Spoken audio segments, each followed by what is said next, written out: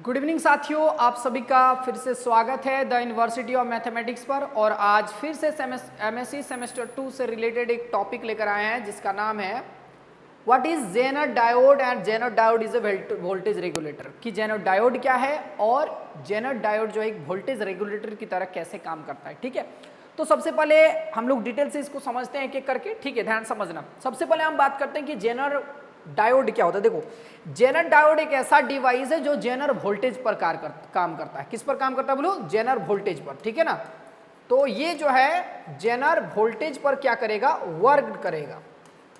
और क्या होता है, जब जेनर वोल्टेज पर ये काम करता है तो ये डैमेज नहीं होता है, इसीलिए इसको हम बोलते हैं जेनर डायोड।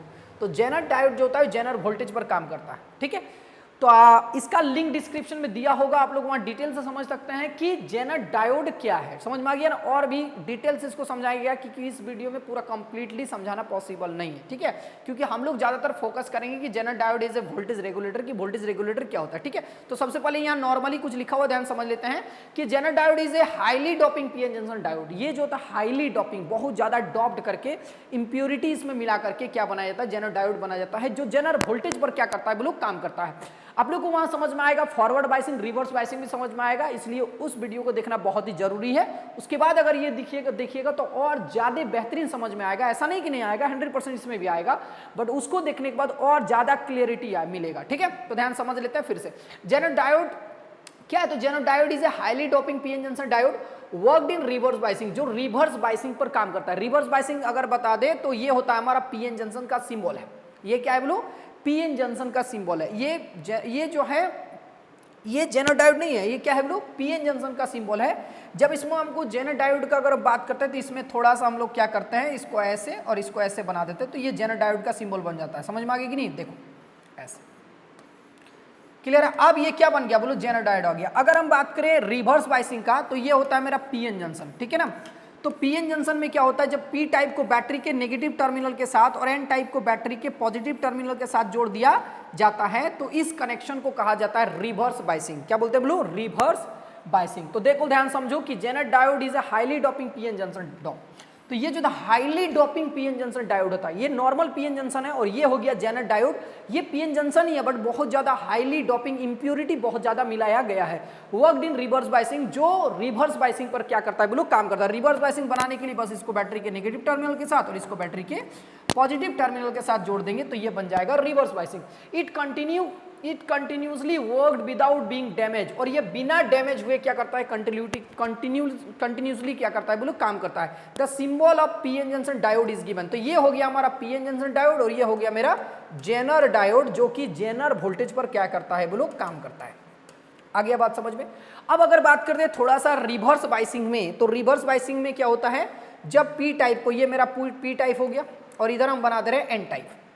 ठीक है ना, पी टाइप में होल्स होता है, होल्स जो होता है पी टाइप में होल्स मेजोरिटी चार्ज कैरियर्स होता है और इलेक्ट्रॉन्स जो होता है वो माइनॉरिटी चार्ज कैरियर्स होता है। ये सब आप लोग को पता होगा। जब पी टाइप को बैटरी के नेगेटिव टर्मिनल के साथ और एन टाइप को बैटरी के पॉजिटिव टर्मिनल के साथ जोड़ दिया जाता है तो इसी को बोलते हैं रिवर्स बाइसिंग। और रिवर्स बाइसिंग में ये हो गया तुम्हारा पॉजिटिव और ये हो गया नेगेटिव। इसमें क्या होगा कि ये सारा का सारा होल्स जो होगा, यहाँ से इलेक्ट्रॉन निकल के होल्स को न्यूट्रल कर देगा और यहाँ जितना सारा इलेक्ट्रॉन्स है ये सभी इलेक्ट्रॉन को यहाँ खींच लेगा। यहाँ पे मेजोरिटी चार्ज कौन होता है? यहाँ होल्स होता है। मेजोरिटी चार्ज कैरियर्स में होल्स आता है और यहाँ पे क्या होता है, यहाँ माइनॉरिटी, यहाँ पे जो है मेजोरिटी चार्ज में क्या, चार्ज कैरियर्स में क्या आता है बोलो? इलेक्ट्रॉन आता है। समझ में आ गया? यहाँ पे इलेक्ट्रॉन में मेजोरिटी चार्ज कैरियर होगा और यहाँ होता है बैरियर। आप लोग को पता होगा कि यहाँ से कुछ होल अट्रैक्ट होकर इधर आ जाता है जिसके कारण यहाँ पॉजिटिव चार्ज पैदा हो जाता है, सबको पता है। और यहाँ पे हो गया पॉजिटिव चार्ज पैदा हो जाएगा, दिख रहा है ना बाबू? और यहाँ पे कौन सा चार्ज पैदा होगा बोलो? Negative charge. मतलब इन दोनों के बीच में एक पोटेंशियल डिफरेंस पैदा हो जाता है जिसको हम बोलते हैं पोटेंशियल बैरियर। क्या बोलते हैं बोलो? Potential barrier. क्या होता है? अब देखो, जैसे ये रिवर्स बाइसिंग में होता है तो यहाँ से सारा इलेक्ट्रॉन अट्रैक्ट होकर पॉजिटिव टर्मिनल में चला आया और यहाँ से इलेक्ट्रॉन निकल करके यहाँ जितना सारा होल्स है वो क्या होता है बोलो? न्यूट्रल हो जाता है।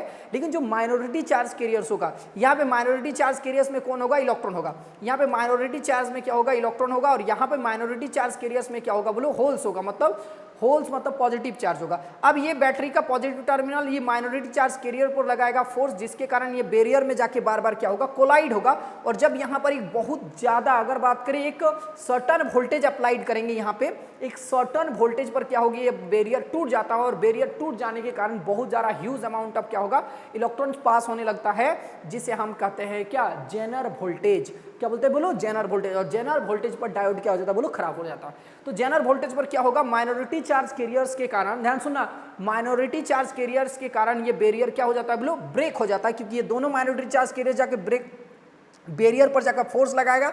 जब यहाँ पर एक सर्टन वोल्टेज अप्लाई करेंगे, मान लो फॉर एग्जांपल के लिए हम मान लो 4 वोल्ट अप्लाई किए, कितना वोल्ट, 4 वोल्ट, और 4 वोल्ट पर मान लो यहाँ पे बैरियर जो है फॉर एग्जांपल के लिए मान लो 3.5 वोल्ट का बैरियर था, और जैसे ही हम यहाँ पे बाहर में यहाँ पे एक्सटर्नल बैटरी जो है 4 वोल्ट का लगा दिया, जैसे ही 4 वोल्ट लगाएंगे तो ये बैरियर यहाँ पे 3.5 वोल्ट को तक ही झेल सकता था।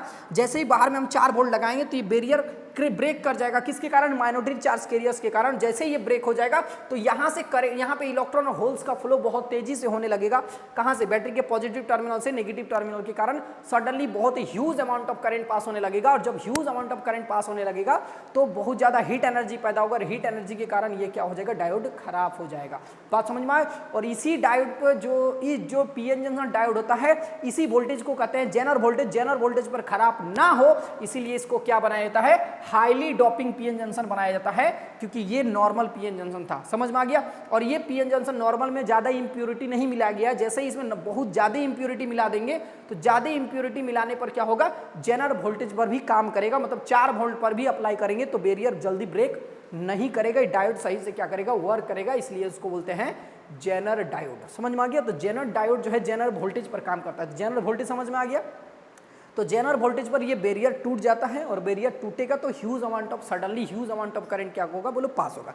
इसको ऐसे समझते हैं, देखो अगर हम इसका डायग्राम बना के बताएं तो और मजा आएगा, थोड़ा सा हम समझा ही देते हैं, जब है सामने तो इसको कर देते हैं। देखो ध्यान सुनो, देखो अगर हम बात करें फॉरवर्ड बाइसिंग, तो फॉरवर्ड बाइसिंग नहीं रिवर्स बाइसिंग पर काम करता है। तो क्या होगा, फॉरवर्ड बाइसिंग पे जब इसको फॉरवर्ड बाइसिंग में अप्लाई करेंगे तो मेजॉरिटी चार्ज कैरियर धीरे धीरे बैरियर को क्लोज कर देगा और धीरे धीरे बहुत ज़्यादा करंट पास होगा। तो ये हम दूसरा वीडियो में समझाएंगे। इसको बोलते हैं न्यू वोल्टेज। न्यू वोल्टेज पर जो है बहुत ज़्यादा ह्यूज अमाउंट ऑफ करंट क्या होता है बोलो, पास होता है। लेकिन यहाँ देखो पूरा खेल, इसमें हम लोग रिवर्स बाइसिंग में बात करेंगे। तो रिवर्स बाइसिंग में क्या होता है, ध्यान समझना। रिवर्स बाइसिंग में क्या होगा, जब हम लोग इसमें स्मॉल वोल्टेज अप्लाई करेंगे तो इसमें से स्मॉल अमाउंट अब यानी कि माइनॉरिटी चार्ज कैरियर इसमें कुछ था, बैरियर से जाके टकराएगा तो थोड़ा सा पॉजिटिव चार्ज कैरियर से थोड़ा सा नेगेटिव चार्ज कैरियर है, जिसके कारण यहाँ से थोड़ा सा करंट क्या होगा बोलो, पास होगा। लेकिन जैसे जैसे वोल्टेज को हम बढ़ाएंगे, जैसे जैसे वोल्टेज को बढ़ाएंगे यहाँ भी करंट धीरे धीरे क्या होगा, थोड़ा थोड़ा इंक्रीज करेगा। लेकिन जब जेनर वोल्टेज पर आ जाएगा, एक सर्टन वोल्टेज अप्लाई करेंगे तो सर्टन वोल्टेज पर क्या होगा, ये सडनली वोल्टेज जो है बहुत ज़्यादा ह्यूज अमाउंट पर क्या होगा बोलो, पास होने लगेगा। तो करंट सडनली क्या हो जाएगा, इंक्रीज हो जाएगा। और करंट सडनली इंक्रीज होगा तो जेनर डायोड जो होता है वो खराब, मतलब जेनर डायोड बोले तो ये जो पीएन जंक्शन डायोड होता है वो खराब हो जाता है इस जेनर वोल्टेज पर। समझ में आ गया।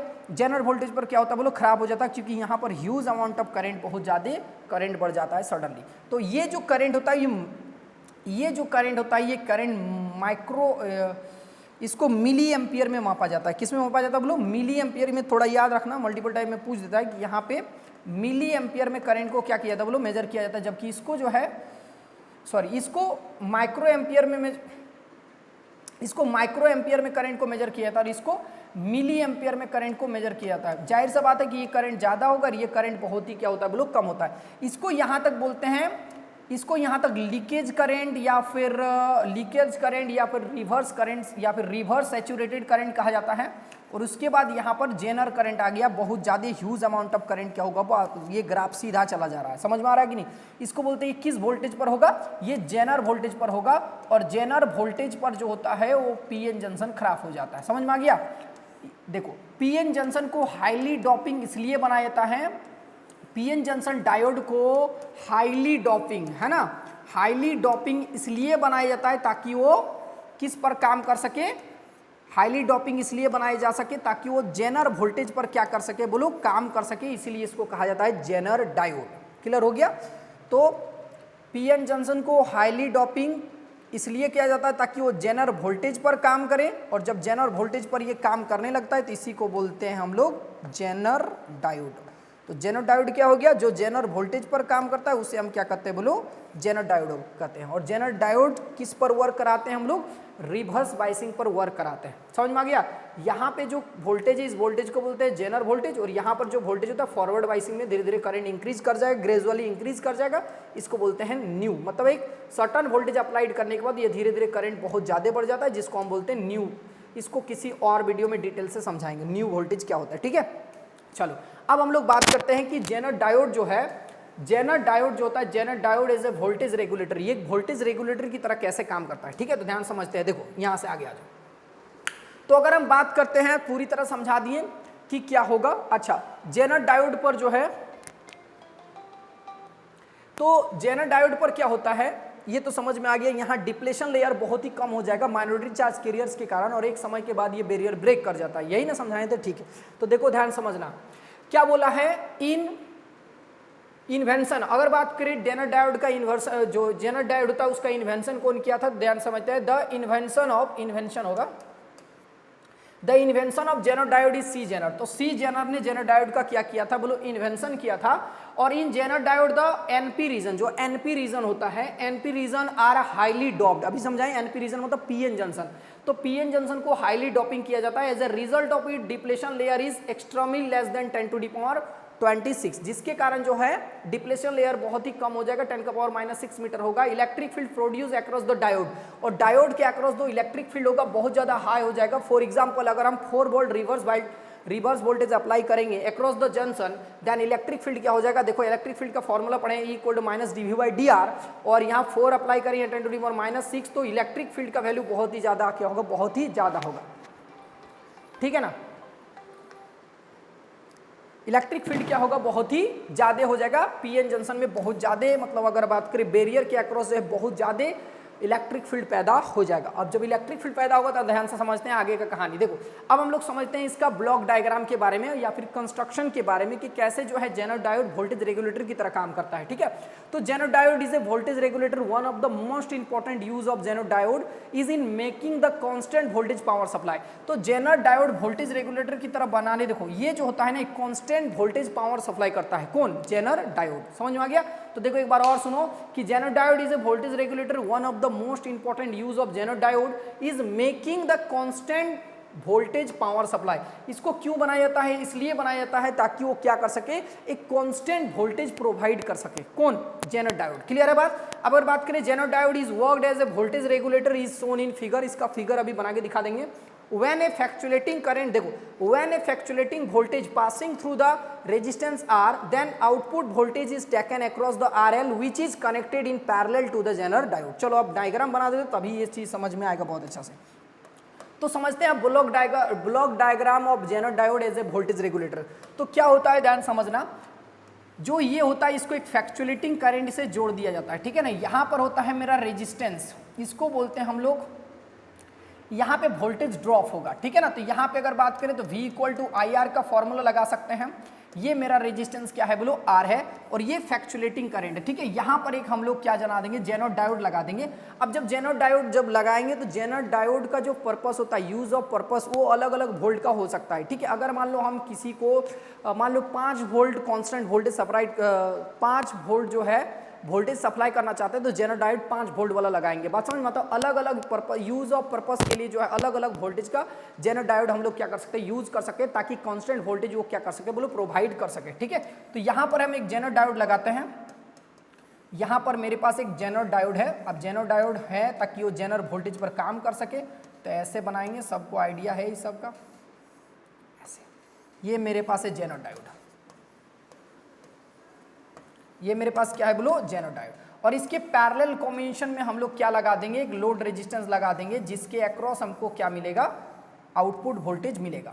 और ये चीज समझ में आ ही रहा है कि ये इसके पैरेलल है, तो इसी के पैरेलल हमको आउटपुट वोल्टेज, जितना वोल्टेज यहाँ होगा उतना ही वोल्टेज हमको आउटपुट में देखने को मिलेगा। तो यहाँ पर मेरा आउटपुट वोल्टेज देखने को मिलेगा लोड रेजिस्टेंस RL के अक्रॉस। समझ में आ गया। चलो ये टॉपिक है पूरी तरह से।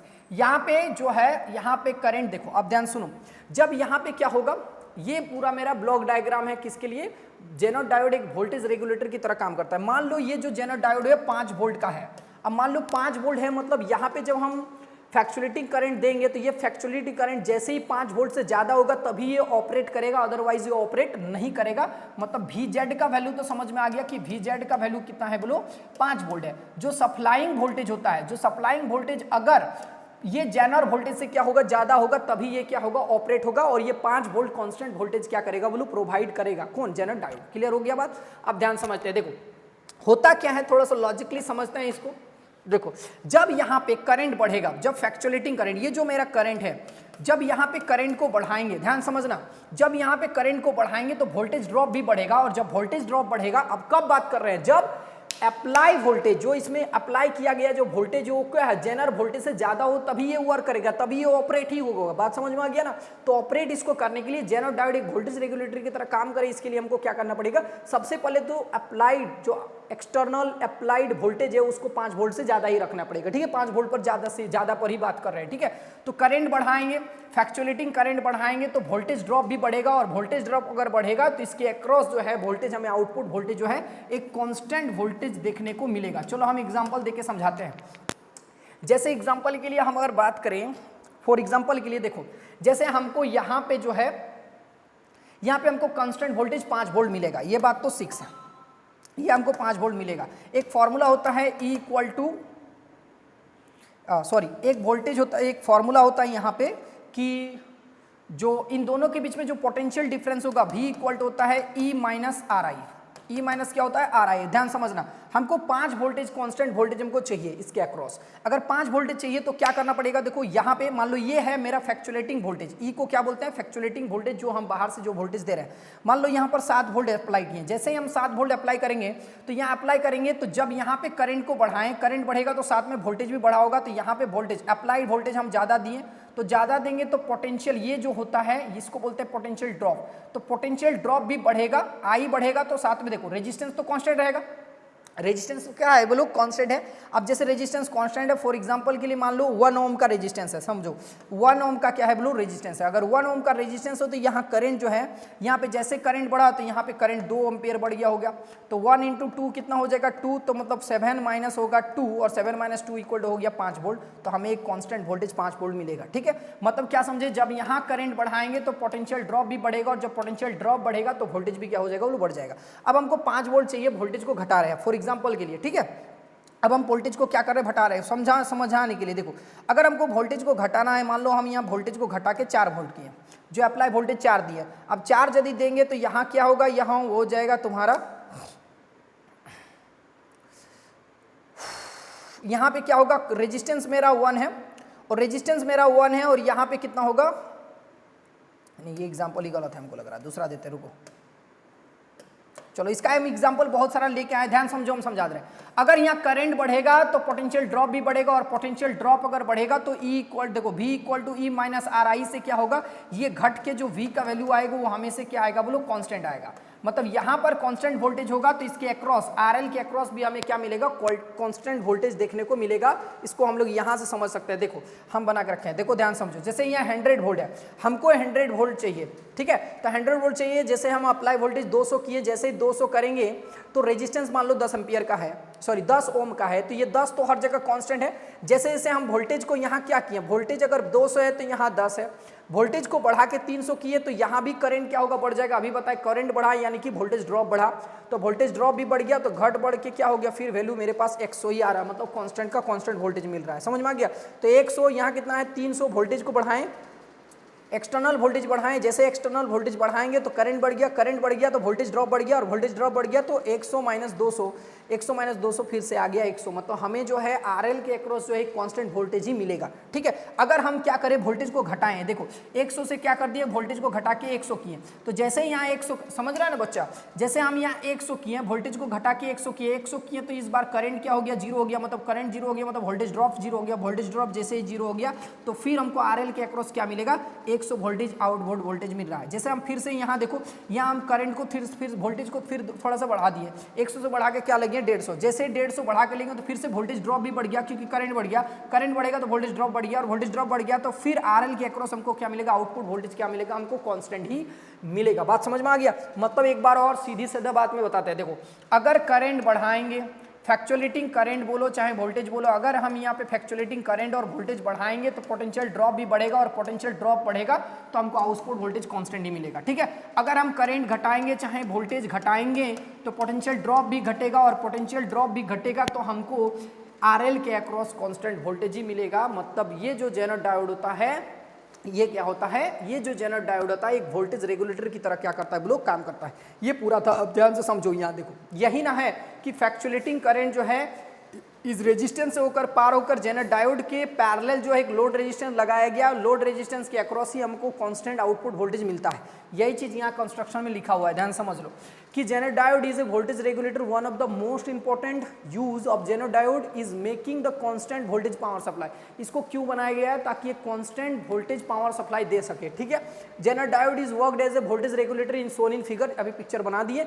When a fluctuating current passing through the resistance R, when a fluctuating current passing through the resistance R, then output voltage is taken across the resistance, then taken is a resistance RL लिखना है, RL which is connecting parallel to the Zener diode। देखो यही ने लिखा हुआ, देखो इस line को पढ़ो, when a fluctuating voltage passing through the resistance R, जब भी fluctuating करंट इससे पास होता है, समझ में आ गया ना, पास होता है, then output voltage is taken, तो जो हमका आउटपुट वोल्टेज है वो आरएल के अक्रॉस मिलेगा और ये जो आरएल होता है which is connected with the parallel with zener diode, जो जेनर डायोड से क्या है बोलो कनेक्टेड है। क्लियर, ये मेरा जेनर डायोड है, समझ में आ गया? ये पूरा हो गया इसका कंस्ट्रक्शन, इस कंस्ट्रक्शन हो गया। ये जो होता है वर्किंग तो हम समझाई दिए, वर्किंग में क्या था, करंट बढ़ेगा, पोटेंशियल ड्रॉप बढ़ेगा, इसके अक्रॉस हमको कांस्टेंट वोल्टेज मिलेगा।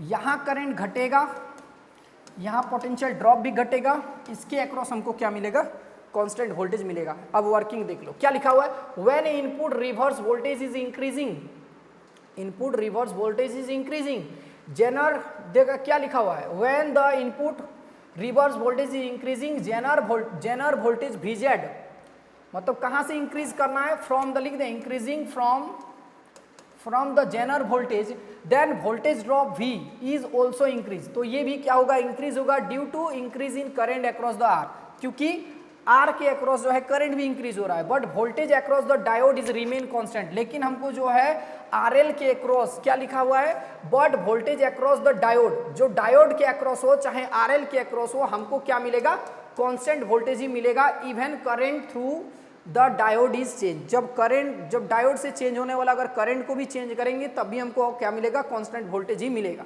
आगे देखो दूसरा वाला क्या बोले, when the input reverse voltage is decreasing, अगर हम रिवर्स वोल्टेज को डिक्रीज कर रहे हैं across the diode, then voltage drop is also decrease, तो वोल्टेज ड्रॉप भी होगा और वोल्टेज ड्रॉप होगा, then voltage drop across the R के अक्रॉस क्या होगा, वोल्टेज ड्रॉप होगा, but output voltage across the load resistance is remain constant. मतलब क्या होगा, RL के अक्रॉस जो है वोल्टेज ड्रॉप होगा वो हमें, सॉरी, जो RS के अक्रॉस जो हमको वोल्टेज मिलेगा वो क्या रहेगा बोलो, कांस्टेंट ही रहेगा। बार बार बता दे रहे, एक बार और बता देते फिर से, देखो यही सारा खेल है।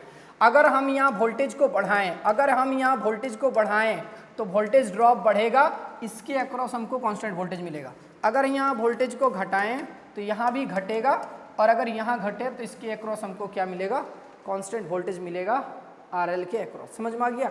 मतलब ये जेनर डायोड जो है एक वोल्टेज रेगुलेटर की तरह काम कर रहा है, वोल्टेज बढ़ा रहे हैं तब भी कांस्टेंट वोल्टेज दे रहा है, वोल्टेज घटा रहे हैं तब भी कांस्टेंट वोल्टेज प्रोवाइड कर रहा है। मतलब जेनर डायोड जो है एक वोल्टेज रेगुलेटर की तरह काम करता है।